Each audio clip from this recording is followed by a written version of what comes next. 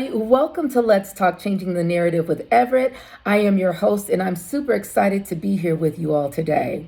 We are getting ready to watch a video of our current California Surgeon General, Dr. Nadine Burke Harris, as she describes her experience discovering something that is unbelievable. It's actually something that she describes as a public health crisis. And really, it's a silent one because at this point, it has not risen to the level of importance that it should be. This issue is actually something that impacts all communities, but severely impacts and impairs the Black community. This issue I'm speaking of is called ACEs. It's an acronym that stands for Adverse Childhood Experiences Study.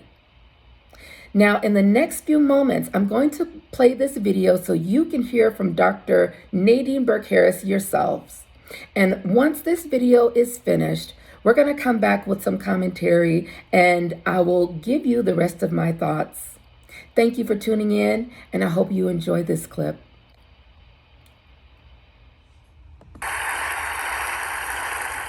In the mid-90s, the CDC and Kaiser Permanente discovered an exposure that dramatically increased the risk for 7 out of 10 of the leading causes of death in the United States. In high doses, it affects brain development, the immune system, hormonal systems, and even the way our DNA is read and transcribed. Folks who are exposed in very high doses have triple the lifetime risk of heart disease and lung cancer, and a 20-year difference in life expectancy. And yet doctors today are not trained in routine screening or treatment. Now, the exposure I'm talking about is not a pesticide or a packaging chemical. It's childhood trauma. Okay, what kind of trauma am I talking about here? I'm not talking about failing a test or losing a basketball game. I am talking about threats that are so severe or pervasive that they literally get under our skin and change our physiology. Things like abuse or neglect, or growing up with a parent who struggles with mental illness or substance dependence. Now, for a long time, I viewed these things in the way I was trained to view them, either as a social problem, refer to social services, or as a mental health problem, refer to mental health services. And then something happened to make me rethink my entire approach. When I finished my residency, I wanted to go someplace where I felt really needed, someplace where I could make a difference. So I came to work for California Pacific Medical Center, one of the best private hospitals in Northern California. And together, we opened a clinic in Bayview, Hunters Point, one of the poorest, most underserved neighborhoods in San Francisco. Now, prior to that point, there had been only one pediatrician in all of Bayview to serve more than 10,000 children. So we hung a shingle and we were able to provide top quality care regardless of ability to pay. It was so cool. We targeted the typical health disparities: access to care, immunization rates, asthma hospitalization rates, and we hit all of our numbers. We felt very proud of ourselves. But then I started noticing a disturbing trend. A lot of kids were being referred to me for ADHD, or attention deficit hyperactivity disorder. But when I actually did a thorough history and physical, what I found was that for most of my patients, I couldn't make a diagnosis of ADHD. Most of the kids I was seeing had experienced such severe trauma that it felt like something else was going on. Somehow, I was missing something important. Now, before I did my residency, I did a master's degree in public health. And one of the things that they teach you in public health school is that if you're a doctor and you see 100 kids that all drink from the same well, and 98 of them develop diarrhea, you can go ahead and write that prescription for dose after dose after dose of antibiotics, or you can walk over and say, what the hell is in this well? So I began reading everything that I could get my hands on about how exposure to adversity affects the developing brains and bodies of children. And then one day, my colleague walked into my office and he said, "Dr. Burke, have you seen this?" In his hand was a copy of a research study called the Adverse Childhood Experiences Study. That day changed my clinical practice and ultimately my career. The Adverse Childhood Experiences Study is something that everybody needs to know about. It was done by Dr. Vince Felitti at Kaiser and Dr. Bob Onda at the CDC, and together they asked 17,500 adults about their history of exposure to what they called adverse childhood experiences, or ACEs.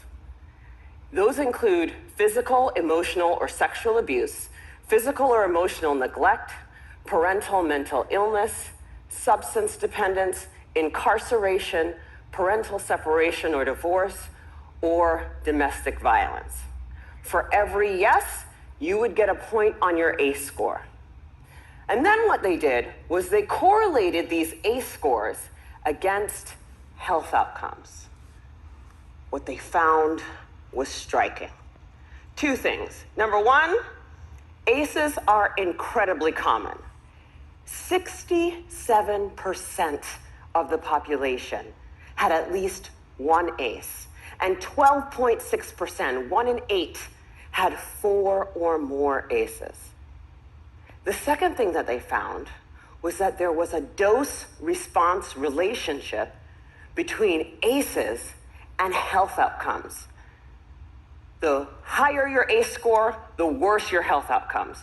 For a person with an ACE score of 4 or more, their relative risk of chronic obstructive pulmonary disease was 2.5 times that of someone with an ACE score of 0. For hepatitis, it was also 2.5 times. For depression, it was 4.5 times. For suicidality, it was 12 times. A person with an ACE score of 7 or more had triple the lifetime risk of lung cancer and 3.5 times the risk of ischemic heart disease, the #1 killer in the United States of America.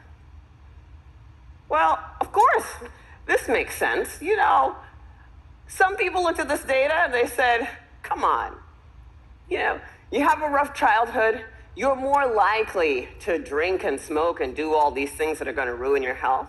This isn't science. This is just bad behavior.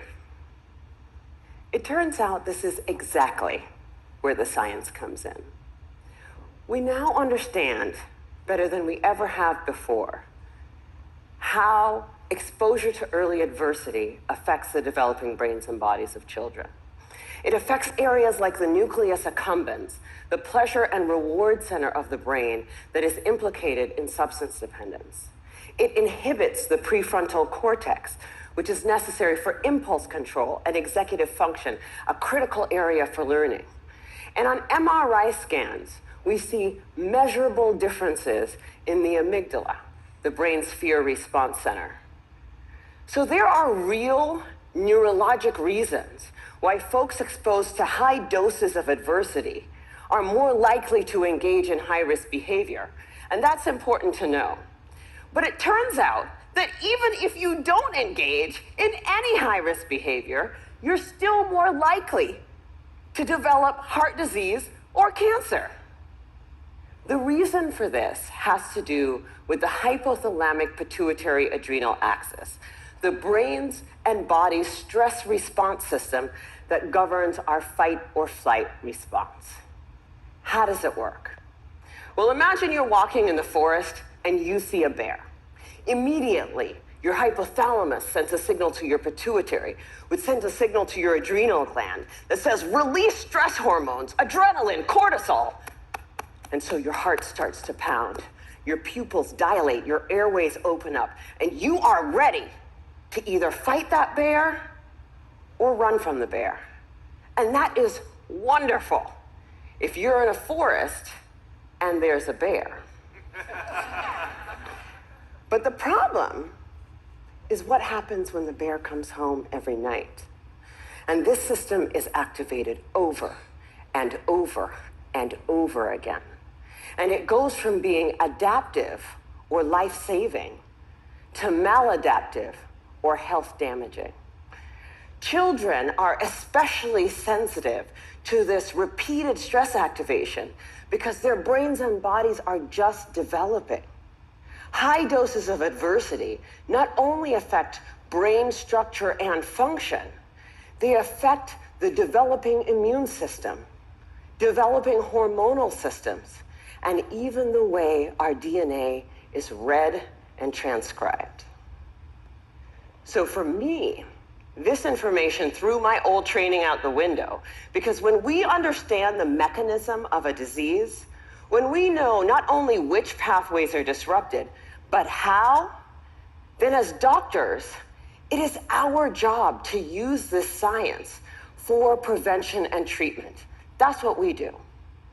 So in San Francisco, we created the Center for Youth Wellness to prevent, screen, and heal the impacts of ACEs and toxic stress. We started simply with routine screening of every one of our kids at their regular physical, because I know that if my patient has an ACE score of 4, she's 2.5 times as likely to develop hepatitis or COPD. She's 4.5 times as likely to become depressed, and she's 12 times as likely to attempt to take her own life as my patient with 0 ACEs. I know that when she's in my exam room. For our patients who do screen positive, we have a multidisciplinary treatment team that works to reduce the dose of adversity and treat symptoms using best practices, including home visits, care coordination, mental health care, nutrition, holistic interventions, and yes, medication when necessary. But we also educate parents about the impact of ACEs and toxic stress the same way you would for covering electrical outlets or lead poisoning. And we tailor the care of our asthmatics and our diabetics in a way that recognizes that they may need more aggressive treatment given the changes to their hormonal and immune systems. So the other thing that happens when you understand this science is that you'll want to shout it from the rooftops, because this isn't just an issue for kids in Bayview. I figured the minute that everybody else heard about this, it would be routine screening, multidisciplinary treatment teams, and it would be a race to the most effective clinical treatment protocols. Yeah, that did not happen. And that was a huge learning for me. What I had thought of as simply best clinical practice, I now understand to be a movement. In the words of Dr. Robert Block, the former president of the American Academy of Pediatrics, adverse childhood experiences are the single greatest unaddressed public health threat facing our nation today. And for a lot of people, that's a terrifying prospect. The scope and scale of the problem seems so large that it feels overwhelming to think about how we might approach it. But for me, that's actually where the hope lies. Because when we have the right framework, when we recognize this to be a public health crisis, then we can begin to use the right toolkit to come up with solutions. From tobacco to lead poisoning to HIV/AIDS, the United States actually has quite a strong track record with addressing public health problems. But replicating those successes with ACEs and toxic stress is going to take determination and commitment. And when I look at what our nation's response has been so far, I wonder, why haven't we taken this more seriously? You know, at first, I thought that we marginalized the issue because it doesn't apply to us, right? That's an issue for those kids in those neighborhoods, which is weird because the data doesn't bear that out. The original ACEs study was done in a population that was 70% Caucasian, 70% college educated. But then, the more I talk to folks, I'm beginning to think that maybe I had it completely backwards. If I were to ask, How many people in this room grew up with a family member who suffered from mental illness? I bet a few hands would go up. And then if I were to ask how many folks had a parent who maybe drank too much, or who really believed that if you spare the rod, you spoil the child, I bet a few more hands would go up. Even in this room, this is an issue that touches many of us. And I'm beginning to believe that we marginalize the issue because it does apply to us. Maybe it's easier to see in other zip codes because we don't want to look at it. We'd rather be sick. Fortunately, scientific advances and, frankly, economic realities make that option less viable every day. The science is clear. Early adversity dramatically affects health across a lifetime. Today, we are beginning to understand how to interrupt the progression from early adversity to disease and early death. And 30 years from now, the child who has a high ACE score and whose behavioral symptoms go unrecognized, whose asthma management is not connected, and who goes on to develop high blood pressure and early heart disease or cancer will be just as anomalous as a 6-month mortality from HIV/AIDS. People will look at that situation and say, what the heck happened there? This is treatable. This is beatable. The single most important thing that we need today is the courage to look this problem in the face and say, this is real and this is all of us. I believe that we are the movement. Thank you.